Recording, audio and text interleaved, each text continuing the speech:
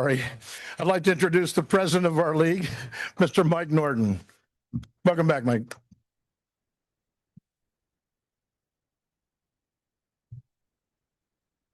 Whew, all right.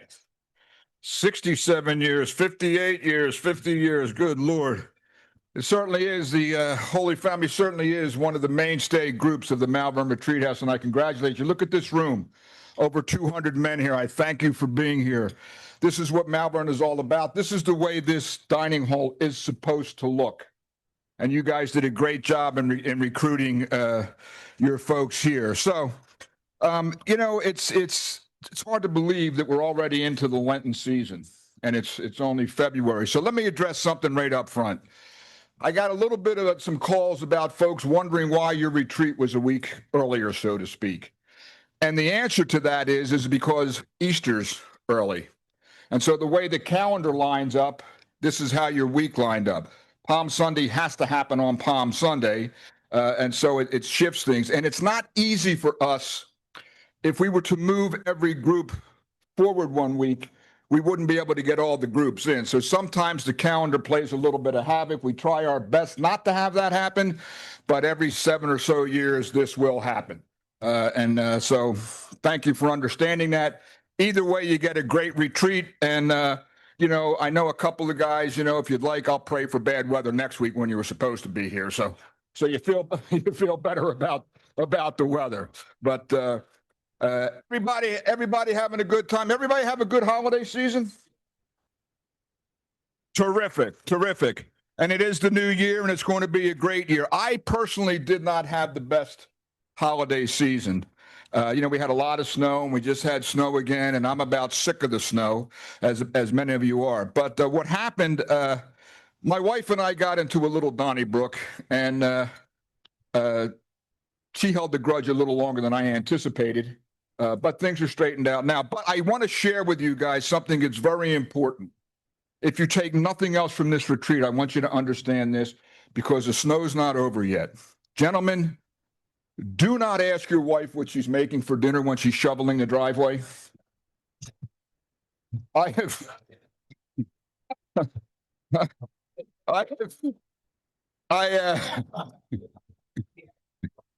found out the hard way that wasn't the thing. And I thought I corrected it. I went out and I got her a snowblower.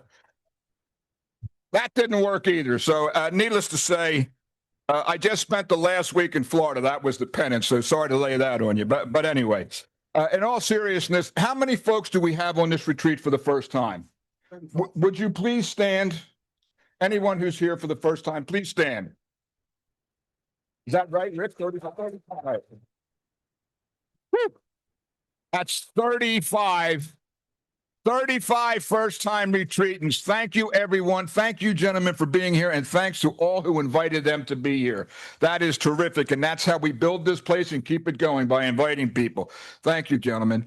How many gentlemen are here for their second retreat? Would you please stand? There you go. There you go. Okay. How many? Okay. That's terrific. Keep coming back. Keep coming back, gentlemen. You're clearly getting something out of it. You know, Norm, you guys know what they call this talk, right? Yeah. What is it, Rick? Sermon on the amount. Sermon on the amount. Well, gentlemen, I don't really have to get into it too heavily with this group, because your group always makes the fee, always makes the ask, and I thank you for that. It is so important that we get that retreat income, or revenue, as we have to say in the nonprofit world. We have to do that. So I thank you for always getting at least to the ask or a little bit above. It helps Malvern tremendously. You know, when I first started at Malvern 15 years ago, and it was technically the free will offering, you know, Malvern was funding over $200,000 in unpaid retreat fees. January 1st, we were $200,000 in the hole every year. You simply can't run a business like that.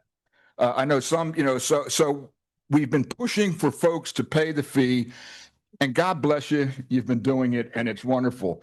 That means that we don't have to take money out of our development to pay for the retreat fee, so we can use the development to fix the things that need to be fixed around here. So I just applaud you for that. I'm not going to beat you up. Thank you very much for that. So I'm going to get a little bit more serious about the retreat, and that is, I'm going to ask you folks to do something that I know some of you are going to be a little uptight about, but I want you to just let me get the sentence out. So I'm going to ask you folks not to silence your cell phone. I'm going to ask you to turn it off. Even if it's for an hour today, turn the cell phone off. When we come through these gates, we are here to leave the outside crazy world, or as my friend Ray Walheim once said, we're to come into the real world in here, because this is what the real world's about, and it's a little nutty out there. Turn it off. Walk these grounds. You have a beautiful day. Think about why you're on retreat. Think about something, pray to God, talk to God. He will answer. You can hear God's voice in the silence. And if you walk for an hour and just pray and just think about things, you probably get some answers to some things that you're looking for, and certainly will deepen your relationship with God. So even if you're walking with your friends during free time, try to be silent. The scores of the games you figure out later and all that. You will only have this opportunity this weekend to spend that much time in quiet time and in silence with God. As we like to say, get rid of the noise and hear God's voice. Silence the noise and hear God's voice. So try it for an hour. Try it for 2 hours. I promise you it will make a difference. A priest once said to me when I was coming on retreat, the priest said, here's what I want you to think about. Now, I'm not sure if he was directing this just at me, although I took it personally, but he asked the group, I want you to think about, would Jesus be pleased with you? And I thought about that on my walks and everything. And I think probably, if I'm going to be honest, about 75%. I wasn't given 100%, but that came to me on the walk. So just think about, would Jesus be pleased with you? Take it into the heart, and everything, you're going to leave here feeling much better. The retreat house, there's a lot going on here, and that's what I really want to share today. I want to share everything's going on. How do you like the new dining hall? It looks great, doesn't it? What's happening here at Malvern is that the men of Malvern, and I specifically say the men of Malvern because they've been here so long in the legacy, the men of Malvern are stepping up and helping to build this place back to what it was. Fathers built this place, and now the men are stepping up. So a gentleman jumped up from the Greco family, and they came in and they said, you need a little help in this dining hall. And we said, yes, we do. He said, I will pay for it. So his family foundation paid for all of this. So if you happen to see Joe Greco, Ray, you might see him over at Villanova, terrific guy. His family is very, very generous, but they did this. So, hats off to the Grecos for doing that.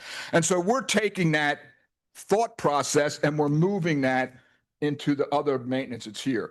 You had the talk from Mary B. D'Amico down in the shrine, which, did you love that talk? Yeah. I mean, is that unbelievable?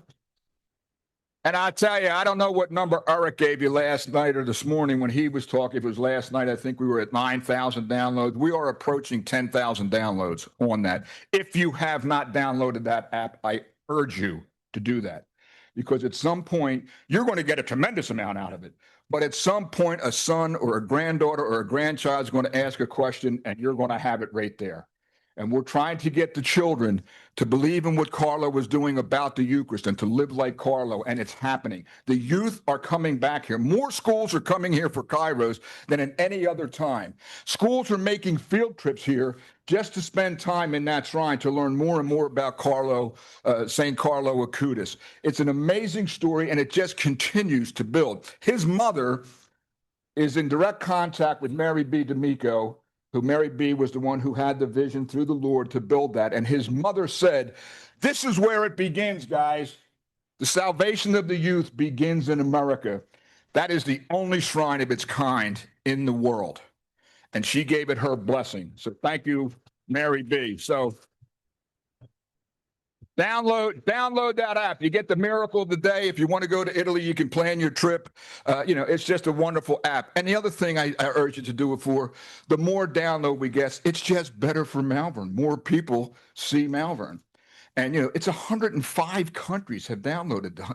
I'm sorry, 110. It keep changes. So come on, guys. That's all I'm going to say about that one. I want to talk to you about what needs to be done at Malvern. Couple of things you'll notice. Anybody here in one of our newly renovated rooms? There's a couple in Assumption. They got the wooden floor, the new sink. Somebody's got to be in one of those rooms. They're all in adoration. Okay. So, you'll know, guys, we have 300 rooms here, and we're trying to refurbish all of them. And we simply cannot take and raise a couple $1 million to refurbish it. So we're doing it one room at a time. Our staff is doing it. We're getting $3,500. People are donating. We refurbish the room. You can have the room dedicated to whomever you'd like. I am asking all of the groups to think about maybe collecting the money in a group this size, maybe collecting $15,000 and get 5 of those rooms, and then you can dedicate them to anybody you'd like within your group. Maybe a captain, could be somebody that's has a great history, but we can do this. And the reason I say we can do it is because our forefathers built this place. All of those chapels, the adoration chapels, were built by the men of Malvern. So we can do it again. And I know, it's got to be something more than just coming on retreat to Malvern. The $290 covers that cost. You have to be getting more out of that retreat and feeling a connection to Malvern, or you wouldn't be coming back. If you weren't getting something out of it, you would not be coming back. Well, now it's our turn to start to fix this place up, and I have big plans for this place. I have plans that are bigger. Well, I can't say that. That would be a mistake. Whew, sometimes I get wound up. I'm sorry. I was about to say I have bigger plans than the cross for the Pope, but that might be overstated from a kid from Delco. We have, speaking of that, anybody have any idea how much it cost to put that in? How much we paid for that cross and everything? Zero.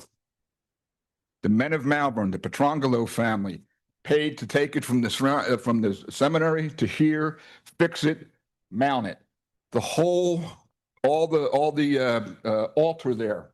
A gentleman named Nick DiProspero was so moved with it that he was talking to Mary B, and she was saying what we're trying to do. And he said, well, what do you need? And she, Holy Family, correct. Yeah, so you know the story. Nick was a Mason. He built the whole thing. Sadly, he passed away before he saw it come to him. But that's what happened. Zero on that. Zero on the shrine. People kicked in. The men of Malvern were hanging drywall down there. Whatever we can do, that's what we do. I'm asking you if you can give your time, your talent, or your treasure. We can bring this place back and fix it up. It's old, guys. It's old. And it needs a lot of help. And I'm asking you, I get people that call me and they'll, I'm going to go off track here a little bit. People will call me and they'll complain about, you're not serving ice cream at lunch, right? And I said, well, take a look at me. I was 180 pounds when I started here, so clearly I like ice cream. Now, they'll complain, and I'll say something. They'll say, "This is our retreat house," and I say to them, "Well, then act like it. If this is your retreat house, then support it. Don't just come in here and take, give." When you get that envelope every year in the mail that says, "Could you give to the annual appeal?" And you look at that, don't ask, why should I give to Malvern? Ask why I shouldn't give to Malvern. You love the place or you wouldn't be here. We send out 13,000 of those letters every year. And I know some of you feel like you get all 13,000 of them, but you don't. You normally get 3 plus the membership. I'm asking you to look at that and say, what can I do for Malvern? Can I support Malvern? Can I give 10, 100? Can I give monthly? Can I give 10,000? Can I get whatever that number is? Can you do that so that we can keep this place going? If we have to stop and rebuild these buildings, it's going to cost us millions of dollars, and we simply do not have it to do that. So I really believe it's all of our jobs, mine included, to raise the money and have people build this place back up. So I'm asking you, when you get that letter, don't throw it in the trash can. think about giving something to Malvern. You know, we send out 13,000 of those letters. You know how many gifts we get? 2,300. I'm sorry, guys. We can do better than that. We can do better than 2,300 gifts on a $13,000 audience like this. So please, please join. You know, I know it's hard to give money. I get it. I get that it is. But I want you to think about what sacrifice you could make to do that. Maybe it's a little less dinner. Maybe it's, you know, whatever it is. Just make the sacrifice for Malvern because you love it. Now, I know every cliche there is for giving money. And my favorite, when I heard it this morning, for the price of a cup of coffee, you could do something, you know, and it's like, okay. Well, I'm going to tell you flat out, I'm not giving up my coffee. I don't give up I drink two things. I drink water and coffee, and I'm not giving up either one of them. But my dog doesn't eat once a day.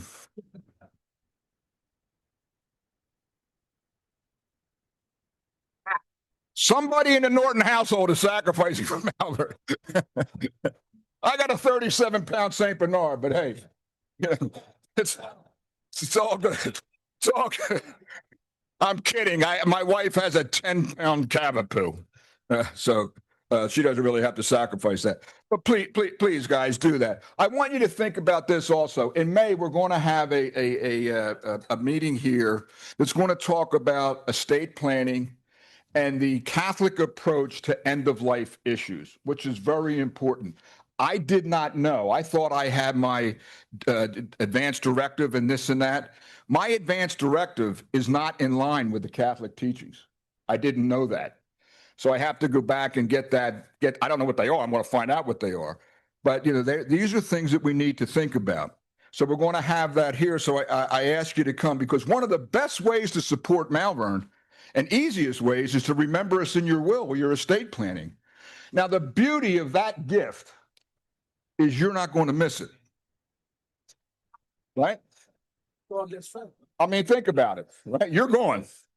So I did that. I'm leaving Malvern in the will. And for two reasons. One, because I love Malvern. You guys know I love Malvern.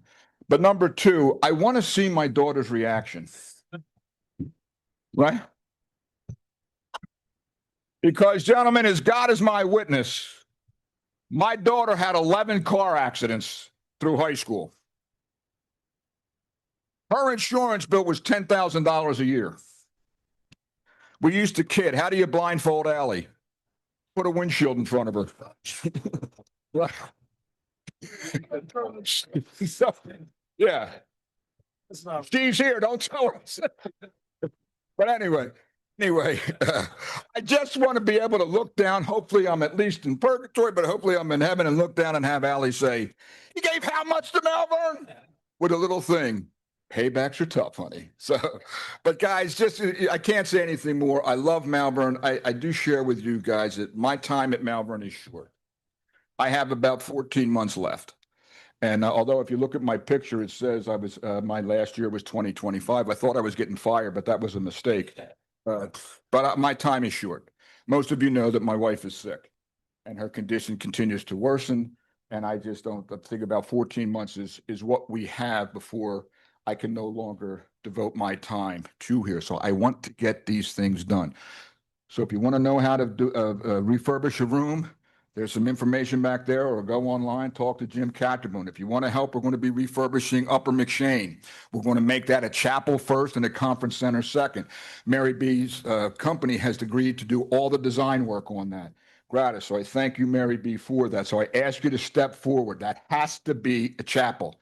Years ago, and our gentleman with 55 years or 58 remembers, Ray, you might remember because it was you're here 35 years, or certainly your father does, when the conferences were in the chapels. Now they're all in Upper McShane, which was built as a conference room.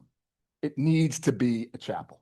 So we're going to do that. So I'm going to leave you with that. If you have not paid for your retreat, I will be back there taking credit cards, Venmo, checks, cash, whatever you have.